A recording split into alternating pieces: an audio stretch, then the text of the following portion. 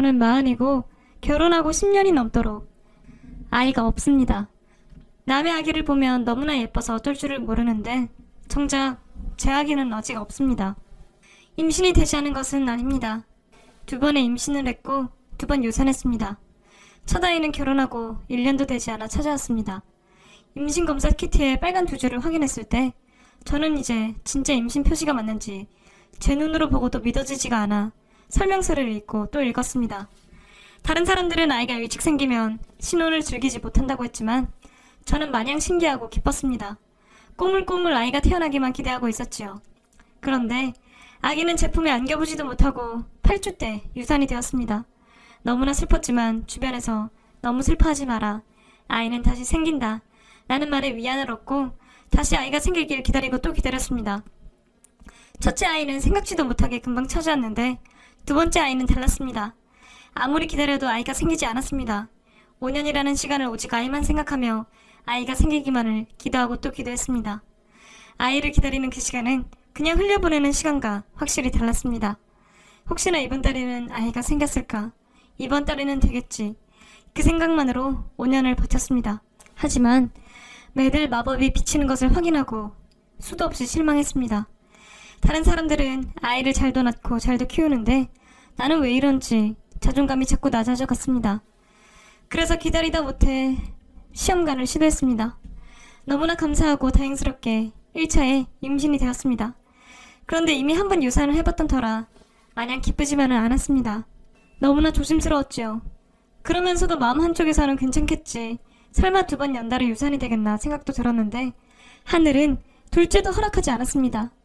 5주차에 접어들었을 때 하혈이 보이고 뭔가 작은 동전만한 것이 쏙 빠지는 느낌이 들어서 병원으로 달려갔더니 아기집이 보이지 않는다고 했습니다.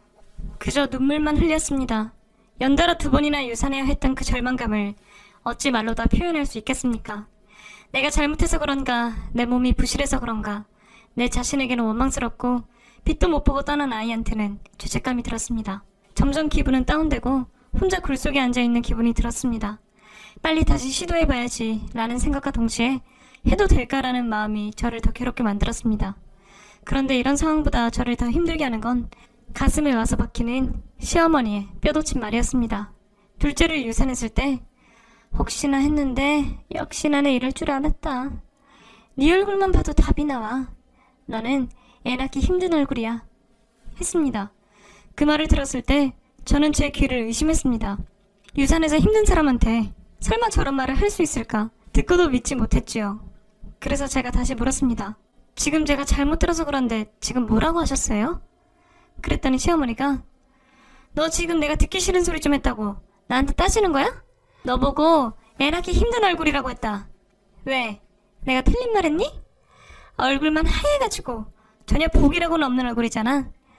애를 아무한테나 주는 줄 알아?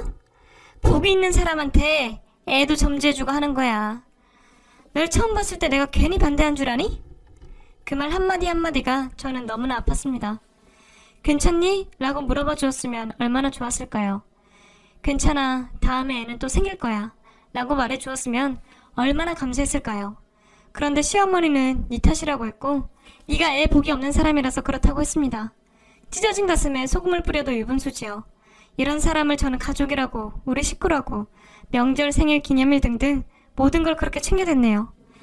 남편이 보는 앞에서 저는 시어머니한테 울면서 소리쳤습니다. 어머니 어떻게 그런 말씀을 하시냐고. 제 마음은 어떨지 생각해 보셨냐고요. 위로는 못 해주시더라도 가슴에 대못 박는 소리는 안 하셔야 되는 거 아니냐고요. 그랬더니 옆에서 듣고 있던 남편은 한술 더 떴습니다. 그게 뭐하는 짓이야? 엄마가 당신 유산하라고 빌었어? 왜 어머니한테 화풀이야? 어머니가 무슨 죄가 있어? 했습니다. 그래서 제가 어머니 하는 소리를 당신이 못 들어서 그렇다고 어머니가 나한테 뭐라고 했는 줄 아냐고 했더니 아 됐어. 그만해. 유산된 거 당신만 슬프고 힘들어? 아픈 척도 어지간히 해야 봐주지. 뭐가 이렇게 끝도 없어? 이러니 내가 집에 들어오고 싶겠어? 무슨 집구석이 맨날 이렇게 심각해? 아 진짜 짜증나고 숨막혀. 하고 나가버렸습니다. 너무 가슴이 아프고 외로웠습니다. 세상에 혼자 버려진 느낌이었습니다. 우리 아가들도 내 곁을 그렇게 허망하게 떠났는데 그 순간 제일 기대고 싶고 의지하고 싶은 남편도 제 옆에 없었습니다. 저는 친정으로 갈까 하다가 연세 많은 친정 부모님은 무슨 젠가. 저의 이런 모습 보면서 두 분이 또 얼마나 힘들어하실까 싶어 친정에도 못 가겠더라고요.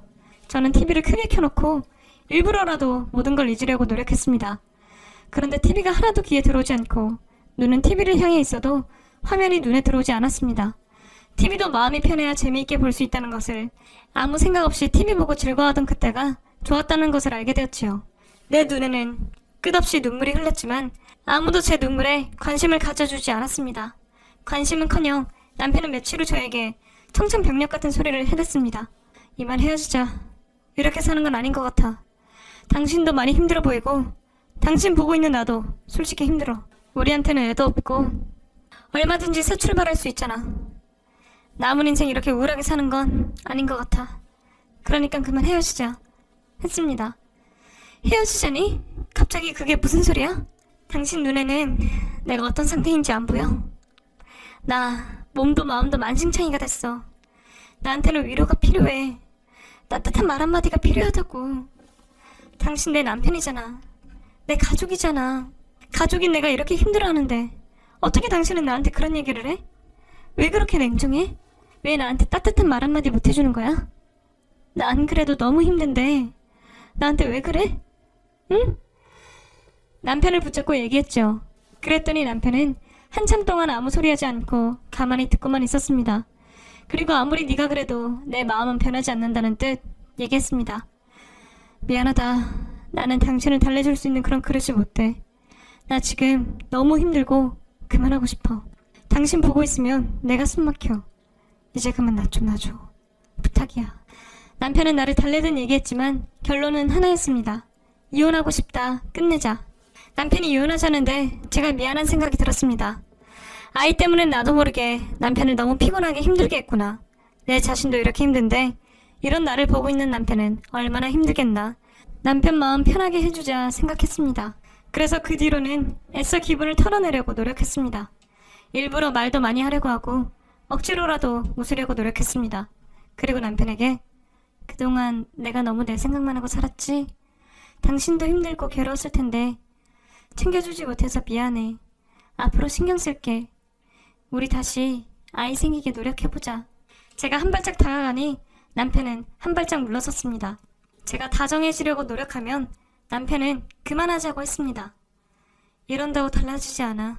나 이미 마음 떠났어. 당신하고는 아닌 것 같아. 당신도 그만하고 서로 각자 인생 살자. 한 집에 있으면 서로 괜히 생각만 더 복잡해질 거니까 서류 정리되는 동안 나가 있을게. 그러는 게 좋을 것 같다. 남편은 표정 하나 안 바뀌고 짐을 챙겼습니다.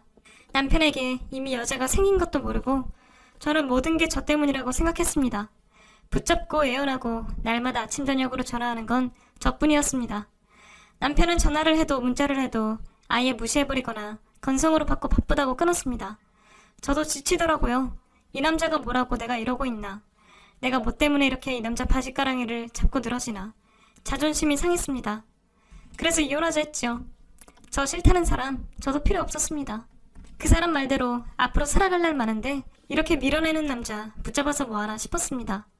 그래서 우리는 깨끗하게 헤어지기로 했습니다. 그리고 얘기했죠. 이렇게 끝날지도 모르고 분양받은 이 집에 이사를 와서 엄청 정성을 들이고 정을 들였네. 나는 이 집이 참 좋았어. 이 집에서 애 낳고 당신하고 늙을 때까지 살면서 우리 애가 낳은 손자까지 봐줄 거라고 생각했어. 그런데 이 집을 이렇게 떠나게 될 줄은 몰랐네. 그렇게 좋았던 집인데 이제 나도 완전히 정 떨어졌어. 나도 오래 머물고 싶지 않으니까 빨리 처분하고 정리하자. 집 내놓을 테니까 주말에 와서 짐 정리하고 집 팔리는 대로 이혼 서류 접수하면 될 것 같아. 나도 일하느라 바쁘니까 서로 방해되지 않게 빨리 움직여줬으면 좋겠어. 우리는 애도 없어서 서류 접수하고 난 후 한 달이면 이혼이 된다고 하니까 재산 처분부터 제대로 하고 이혼해. 그랬더니 남편은 알았다고 다가오는 토요일에 짐 챙기러 오겠다고 하더군요. 남편이 짐을 챙기러 집에 왔을 때 우리는 서로 한마디도 하지 않았습니다. 각자 짐만 챙기고 같이 쓰던 물건은 필요 없다고 하기에 나도 이 물건들 필요 없다고, 안 쓰는 물건은 중고마켓에 내놓겠다고 하고 어색하고 불편한 분위기 속에서 서로의 짐을 챙겼지요. 남편은 옷과 신발, 책 등을 챙겨서 차에 옮겨 싣기 시작했습니다. 짐을 들고 가는 뒷모습을 보니 오만 가지 생각들이 떠올랐습니다. 둘이 연애할 때, 애 가져보겠다고 노력할 때, 온 가족들 모여서 즐거웠던 때, 아이 때문에 힘들었던 때 등등 그야말로 만감이 교차했습니다. 남편의 뒷모습을 보면서 몇 번이나 붙잡아 볼까라는 생각이 들기도 했습니다. 하지만 자신이 없더군요. 또다시 냉정한 말투로 그만하자 라고 하는 그 말을 듣고 싶지 않았습니다. 그런데 바보처럼 자꾸만 남편에게 미련이 남았습니다. 남편의 짐이 거의 사라져가니 마음 한구석에 구멍이 난 듯 휑하게 느껴졌습니다. 남편은 저를 애써 외면하며 짐을 옮겼고 저는 남편의 집 안으로 들어오면 거실로 와서 남편을 바라보고 남편이 밖으로 나가면 베란다로 나가서 남편의 모습을 지켜보고 있었습니다. 그런데 저 베란다에서 남편을 지켜보다가 차라리 보지 말았으면 좋았을 광경을 보고야 말았습니다. 남편은 짐을 챙기러 혼자 온 게 아니었습니다.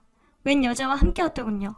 남편이 짐을 싣고 있으면 그 여자도 같이 도와서 짐을 싣고 있었고 둘이 다정하게 얘기를 나누더니 여자가 차에서 생수를 꺼내서 남편에게 건넸고 남편이 마시던 물을 그 여자도 한 모금 마셨습니다.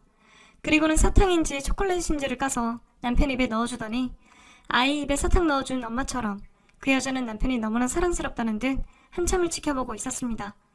그 모습을 보니 다 알겠더라고요. 남편이 왜 그렇게 저한테 관심이 없었는지, 아기 때문에 힘들어하는 저에게 왜 그렇게 짜증을 부렸는지, 그렇게 잘 해보자, 내가 잘하겠다 했음에도 불구하고 왜 끝까지 이혼하자고 밀어붙였는지 이상하다 생각했던 것들이 그제야 명확해졌습니다. 집 나간 후 당연히 시댁이 있을 거라고 생각했는데 남편은 시댁이 아니라 저 여자랑 한 집에서 생활하고 있었고 그 여자와 새 출발을 하려면 저와의 이혼은 필수였던 거죠. 무조건 이혼하자고 밀어붙이면 열받아서 이혼 안 해줄까봐 남편은 저를 열받게 하지 않고 저를 지치게 만들어갔던 겁니다. 남편의 그 계획은 저에게 너무나 잘 맞아들어가 자칫 스스로 이혼해주고 딴 여자 만세 부르게 만들 뻔했던 겁니다. 몰랐을 땐 몰라도 이렇게 알고서야 그냥 넘어갈 수가 없었지요. 지금까지 날 속이고 바람이 난 걸 생각하면 당장이라도 욕이라도 퍼붓고 끝내고 싶지만 제가 순순히 이혼을 하고 죽 서서 개주고 싶은 마음은 손톱만치도 없었습니다. 원래 계획은 짐 옮기고 나면 합의 이혼 서류를 접수하러 가는 것이었지만 그 광경을 보는 순간 계획은 수정되었습니다. 저 두 사람이 내 가정을 깼으니 나 역시 저 두 사람 사이를 깨줘야 했으니까요. 저는 그날 남편을 보내고 지금까지 있었던 모든 일들이 너무나 분하고 억울해서 한숨도 잠을 이룰 수가 없었습니다. 어떻게 그 두 사람을 떼놓을까, 어떻게 갚아줄까 온갖 생각을 다 했습니다. 그리고 내린 결론은 저 여자도 내 남편 꼬셔냈으니 나도 저 여자 옆에 있는 내 남편 한번 꼬셔내보자 였지요. 며칠 후 저는 남편이 집에서 미처 챙겨가지 못한 물건들을 챙겨들고 남편 퇴근 시간 남편 회사 앞으로 갔습니다. 그날은 정성을 들여서 화장도 하고 옷도 평소 입지 않는 몸에 달라붙은 정장을 입고 평소와는 조금 다른 분위기 차림으로 남편에게 전화를 걸었습니다. 나 여기 당신 짐 가져왔으니 가져가라고요. 그리고 퇴근 시간 저는 남편을 만났지요. 나를 보자 남편은 평소와는 전혀 다른 제 모습에 조금 놀라는 눈치였습니다. 그러면서 당신 오늘 좀 달라 보이네? 라고 하더군요. 그래서 제가 그랬죠. 지금까지 너무 일만 하고 산 것 같아서 이제 나도 인생 좀 즐기고 살고 싶어서 분위기 좀 바꿔봤어 했지요. 그리고는 물었죠. 혹시 저녁 먹었어? 나는 계속 짐 정리하느라 저녁을 못 먹었네. 나 오늘 이렇게 심부름까지 했는데 밥 사줄래? 그랬더니 남편이 밥? 그럼 사줘야지. 나 때문에 당신 혼자 고생이네. 혼자 짐 정리하기 쉽지 않았을 텐데. 뭐 먹고 싶어? 남편이 다정하게 묻는데 저 순간 조금 당황했습니다. 이렇게 다정한 목소리로 저한테 말을 건넨 적이 있었나 싶었습니다. 이혼한다고 생각하니 이제 남의 여자다 생각이 드는 모양이었습니다. 글쎄 뭐가 좋을까? 요즘 계속 힘썼더니 고기가 먹고 싶네. 우리 오랜만에 삼겹살 먹을까? 당신 좋아하는 소주도 한잔하고? 오랜만에 당신하고 소주도 한잔하고 싶은데 소주 괜찮아? 했죠. 나는 괜찮지. 당신도 소주 마시게? 당신 원래 술 안 마시잖아 하더군요. 아기 때문에 술 안 마셨지. 나 연애할 때는 꽤 잘 마셨잖아. 당신하고 헤어지면 이제 애 낳을 일도 없는데 한잔하지 뭐. 아니 오늘은 진하게 한 병 할까? 하면서 남편 팔에 슬쩍 팔짱을 꼈더니 남편이 조금 당황하더니 이내 입꼬리가 슬쩍 올라갔습니다. 예전 같았으면 왜 이러냐고 벌레 떨치듯 털어냈을 텐데 가만히 있더라고요. 참 사람 마음이란 간사하다 싶었습니다. 남자한테 살랑거리면서 은근슬쩍 꼬셔내는 거 별거 아니네. 남의 남자 꼬시는 것들이 다들 이런 식으로 남자를 꼬시는 모양이다 생각이 들었습니다.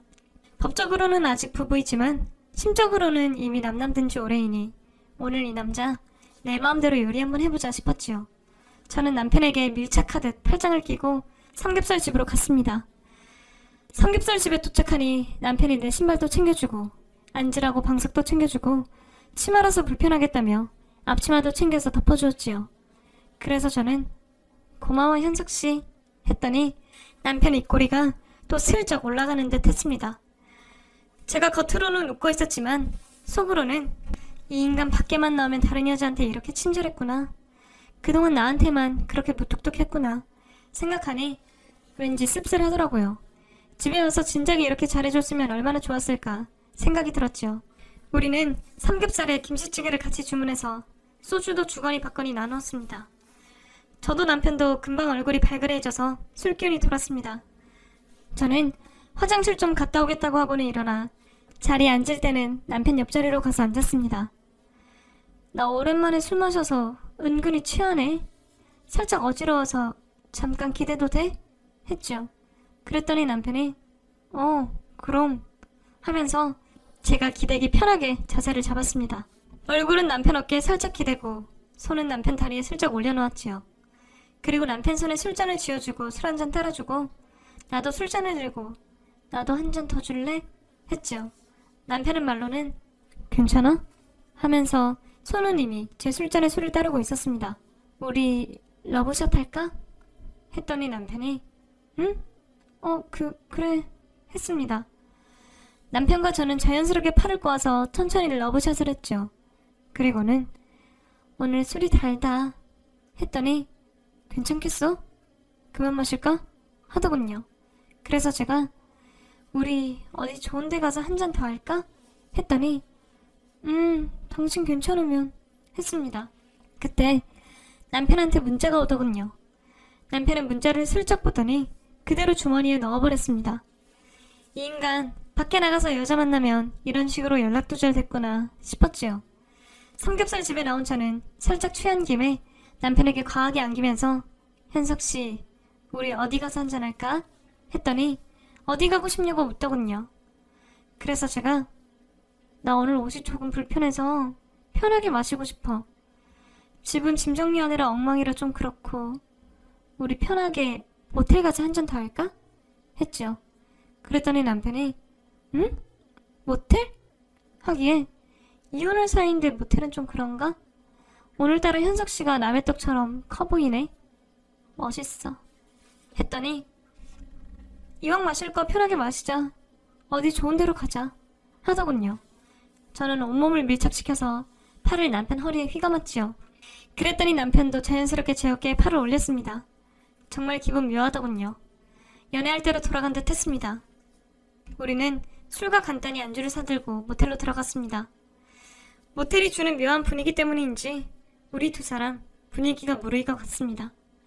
우리가 함께하는 동안 남편 전화기는 불이 났습니다. 전화 안 받아도 돼? 했더니 괜찮아 하며 남편은 저에게만 집중했습니다.